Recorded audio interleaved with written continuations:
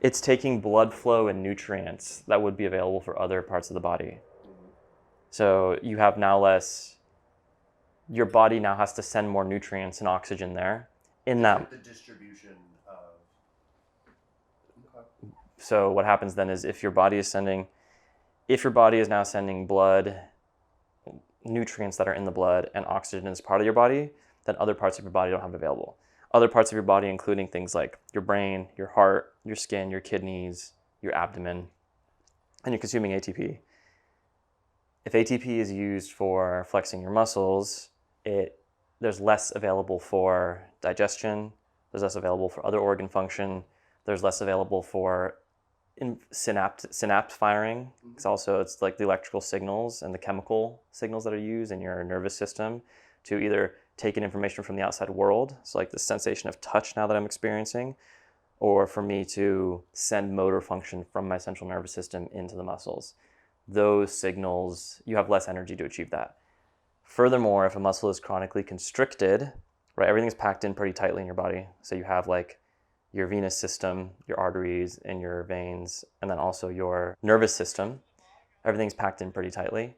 If you have muscle constriction, you can think of like a hose that's actually being constricted. So you have less throughput, whether it be signal or blood and nutrients going through. So it's not just the fact that like it's taking more energy, but now it's making it harder for resources to get to those parts of your body. The last piece is if you had an experience, which a lot of people have, and I had for several years, which is that the chronically tense muscles are painful and they send pain signals to your awareness. Now you're spending your like imagination, your thought, your mind, your awareness is in that part of your body. And one time I counted, it was just like several years of just like constantly feeling uncomfortable. And then one time I counted and I was like, wow, like out of the last 60 seconds, 40 of those seconds were spent like focusing on the pain in my hip. Okay. And this is why I've been so drawn to somatic movement, because the first experience I ever had with a somatic practitioner was a Feldenkrais teacher. It was an awareness through movement session. It was the first time in several years where I experienced my body in a way that was calm and relaxed. Or not even so, it was calm and relaxed, but it was the first time I experienced my body for several minutes where I didn't feel like when I sensed my body in this part of my body, I didn't go like, oh, damn it, I'm so frustrated, and like tense up even more. I was able to like be curious and interested. And I realized like the power of perspective in that moment and how much it means. And like, I can actually feel better just by changing the way I approach engaging with something, specifically my sensory experience in my body. Okay. So the practices that I've learned that have helped me achieve that is what I want to share. Okay. Question. So you're saying that like did the pain in your hip go away from that, or like? Yeah, the pain in my hip went away instantly in the sense that yes and no. So yes, it went away instantly in that moment. And it's actually a really, really good question because it hits on something super important, which is, again, the perspective with which you approach something, right? The pain went away in that moment where I could because I felt curious about the sensory experience. I didn't feel like it was a threat. So yes, it went away in that moment, but no, the pain persisted and I still experienced discomfort and pain in that part of my body at times. Not so much pain, but much less than before. And I believe the reason is that when you bring your awareness to your sensory experience, it's very similar to what you did, if not the same thing you did when you were first learning to mobilize your body and move. The awareness alone, coupled with a curious take on that awareness, you will be able to self-regulate. I believe that you self-regulate by bringing awareness to your sensory experience. So it's not even that like, oh, I notice I'm walking in a way that hurts it. Like the awareness itself is the panacea. The awareness itself you will be able to, you experience. So if I'm engaging it with it in a way that I used to engage with it, which is I feel this thing and I go like, oh fuck, I don't want to feel that. I don't accept it, right? It's there and I don't accept it and I don't engage with it and I don't learn anything from it. I just try and run away from it.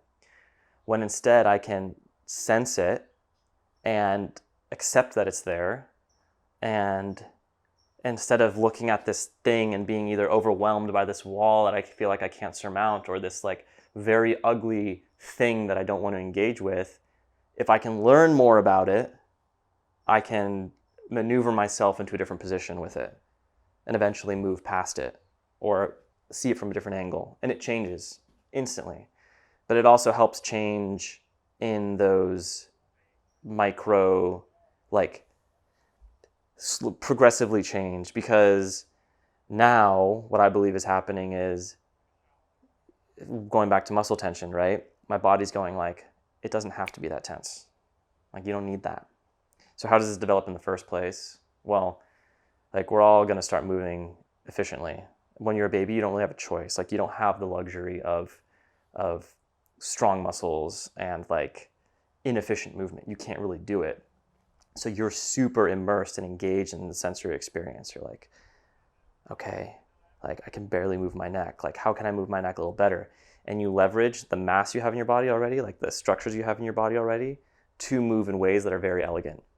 So people who spend a lot of time dancing and like improvisational dancing, like they're already very good at this. They are, and like most people who excel in the somatic world as like teachers have a dance background.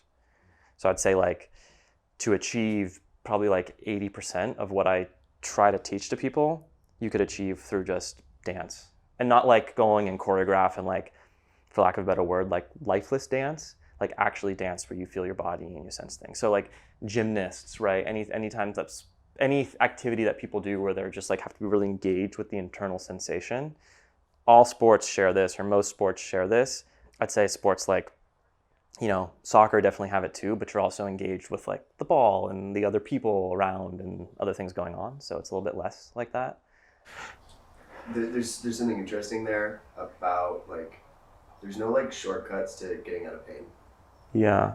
Like, yeah, you have to feel your own pain. Mm-hmm. You can't like do some just do some posture exercises. Like, you have access to your own body, and like you like this is about having sovereignty within the vehicle that you're in.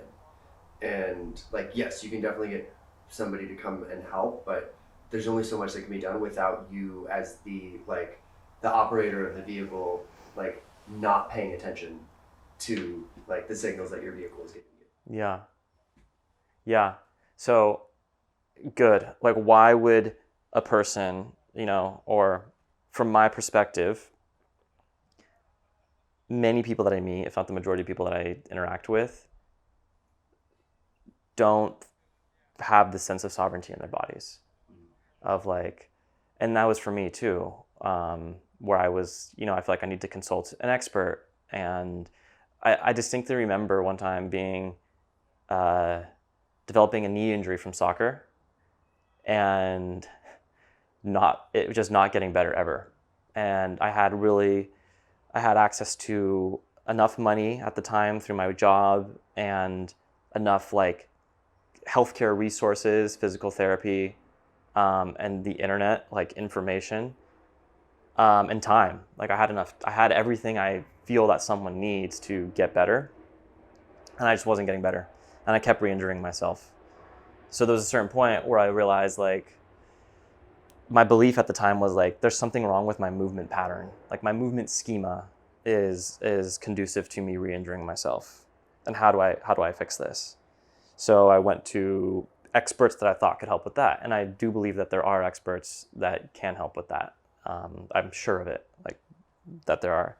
I didn't find any at the time. And this thought that was going through my mind was kind of like, this is nuts. Like, I have so many resources available. I have everything I need to do this. Like, how can someone heal themselves from this situation? Like, if I can't, how can someone else?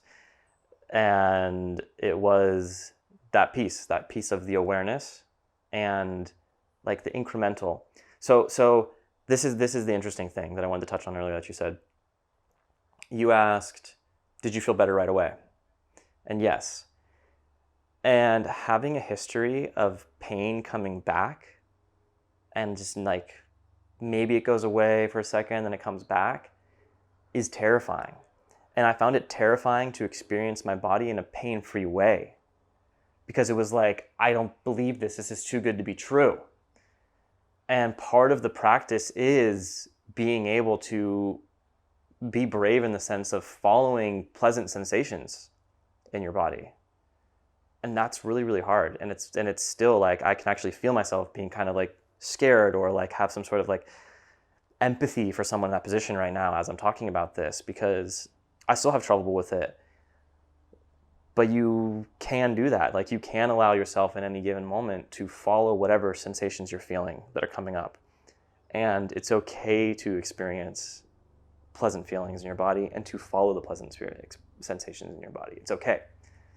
And that is actually one of the fundamental pieces of this practice is, okay, that feels good. Like, why not follow it? Let's see where it goes. Like, there's no objective other than exploration, with the fundamental belief that when you explore your sensory experience, you basically take your awareness of all the things your awareness could be on, you bring it to sensation, and you follow the sensation in a way that's curious again. Like, I want more information, I want more information. Thoughts will arise.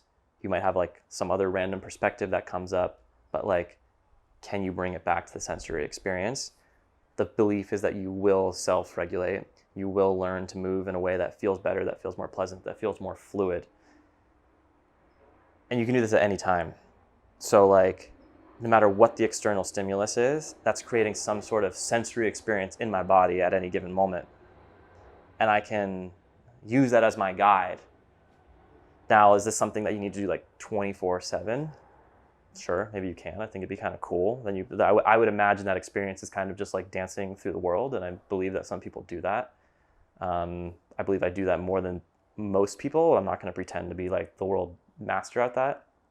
But I will say that I think that we are out of practice with this in our modern era, because we have just so much external stimulus going on all the time. We don't ever spend time just like hanging out, like, how am I feeling right now? Like, what am I feeling in my lower back right now? Like, me standing right here, my lower back is kind of just like tense. So like, you know, something might just distract us from that. And sometimes I believe also what happens is you have some sort of sensory experience in your body that doesn't feel good, and you get kind of like annoyed or frustrated. Like, that's the emotional response. But then you attribute that to some sort of other like stimulus, whether it be like work or relationships or some other errand or task you have to do. So I just think we're out of balance with the amount of time we spend putting our awareness in our body, and we don't know how to do it. Like, I was never taught how to do it. It's a listening practice. It's a listening and then like of listening and following practice. And we have like, you know, speech classes, whatever, but we don't have like a listening class. It's kind of what meditation is filling that role right now for people. But that isn't to say like all things that we've lost in this modern era need to be practiced. I was like telling you last night that my night vision is probably garbage compared to what it could be, you know, if I didn't spend time with artificial lights at night all the time. Do I want to practice like going out in the dark and making my night vision better? Like, sure, yeah, that's kind of cool. Like, what is that going to give me? It's not going to give me, I don't believe it's going to give me as much more of a fluid experience in life as practicing my awareness on this. Going deeper into practicing my awareness, so I probably 100 times a day, like, put my awareness into my pelvic floor to relax it. Mm-hmm. And as soon as I take my awareness off, it sets again. Mm-hmm. And I go back, and it's incredibly frustrating. And like, the amount of time that I can spend, it's almost like I have to like meditate, like spend time just with a relaxed pelvic floor, or like relaxing that muscle. I don't know. Do you have any like, how do I go from like, okay, I'm noticing that it's tense. Mm-hmm. I'm like, my mind is going there 100 times a day. How do I translate that to my body getting the message of, we can relax, we can stay relaxed? Yeah, I appreciate this question, because there's two things that come up. One is the quality of attention. It's like the mood you have as you're doing this practice. And two is where this starts to overlap with kind of like training and more like athletic physical therapy training type of stuff. So let's skip to the training aspect because it's kind of new, and then we'll go back to the quality of attention. What is your, I don't know what your postures are like, so I'm going to make an assumption that you're kind of just like standing still or sitting still as you're practicing this. Okay. So if you are starting to notice like, oh, I'm tense, right? I would suggest then saying, I'm going to try and practice my pelvic floor through a variety of movements and a variety of postures. And that might be hard. Like as soon as you start to move, you might feel, let's assume that like you find that challenging. So how can I start to do it subtly and then progressively like make the movements more rapid? Because the more subtle you go, you can, sensory information is, you have less sensory information per moment coming towards you, which you can really narrow down on how is that feeling, and then you can speed it up. So you could try like, okay, I'm able to flex now. Let me like try and like move my neck up, and just explore like what is causing it to tense up. Like at what point does it tense up? And then you could go, okay, like this point here it starts to tense up. So let me like go up until that point, and then from here now I'm like super focused in on relaxing my pelvic floor, and then like move into there and see if I can achieve that. Like, oh wow, I've gained like a new movement. Then start practicing walking around or whatever. The second piece is the quality of awareness. And this isn't necessarily your situation, but I'll make a hypothetical situation again. If you're like, fuck, like my pelvic floor never relaxes, like it keeps coming back, like, oh my God, it's a pain in the ass.